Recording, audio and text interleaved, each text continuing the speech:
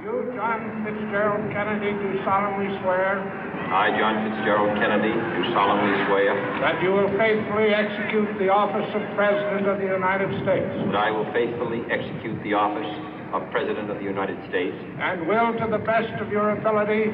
And will, to the best of my ability. Preserve, protect, and defend the Constitution of the United States. Preserve, protect, and defend the Constitution of the United States. So help you God. So help me God.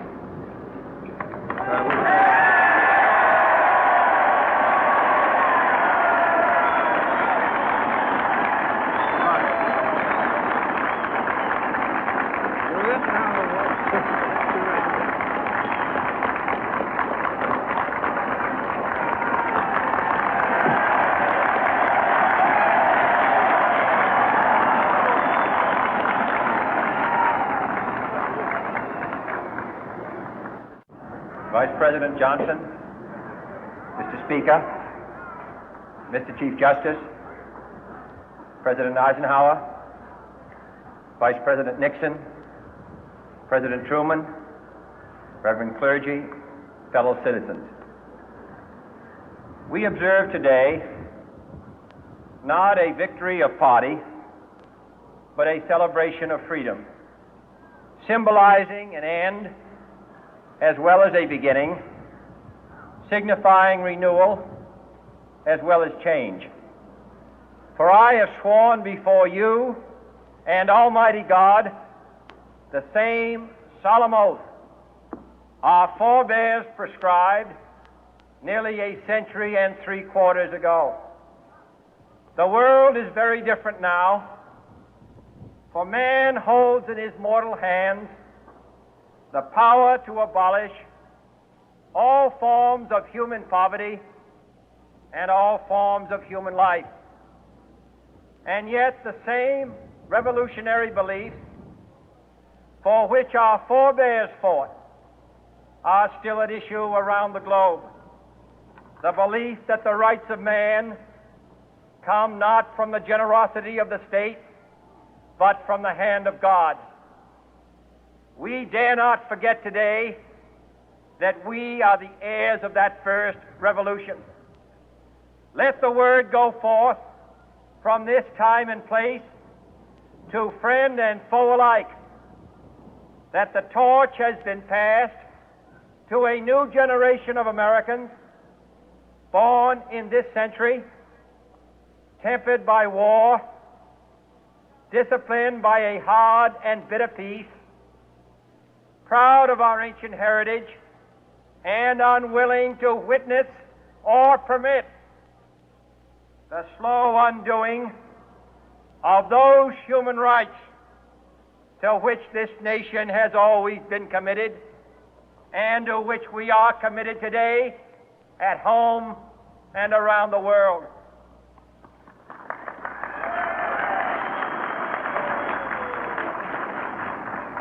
Let every nation know, whether it wishes us well or ill, that we shall pay any price, bear any burden, meet any hardship, support any friend, oppose any foe to assure the survival and the success of liberty.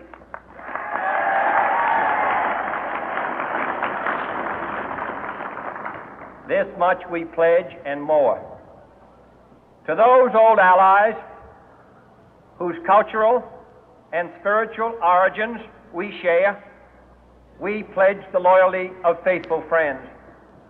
United, there is little we cannot do in a host of cooperative ventures.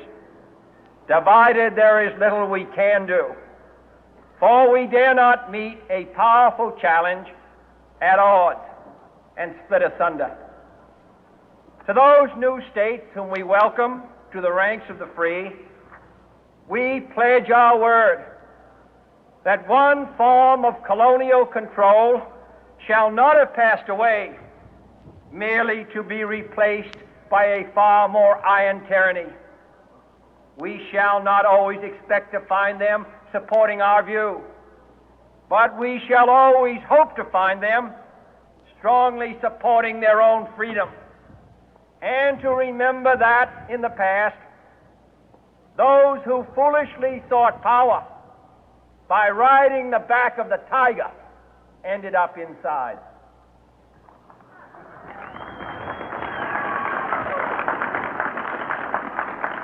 To those people in the huts and villages of half the globe struggling to break the bonds of mass misery, we pledge our best efforts to help them help themselves for whatever period is required, not because the communists may be doing it, not because we seek their votes, but because it is right. If a free society cannot help the many who are poor, it cannot save the few who are rich.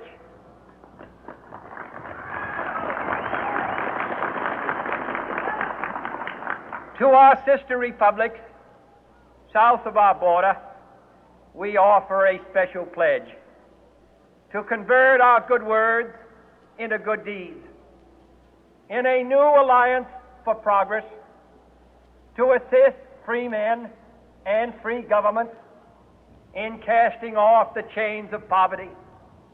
But this peaceful revolution of hope cannot become the prey of hostile powers. Let all our neighbors know that we shall join with them to oppose aggression or subversion anywhere in the Americas.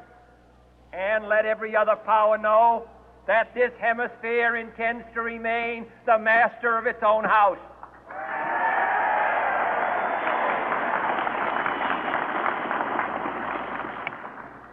To that World Assembly of Sovereign States, the United Nations, our last best hope in an age where the instruments of war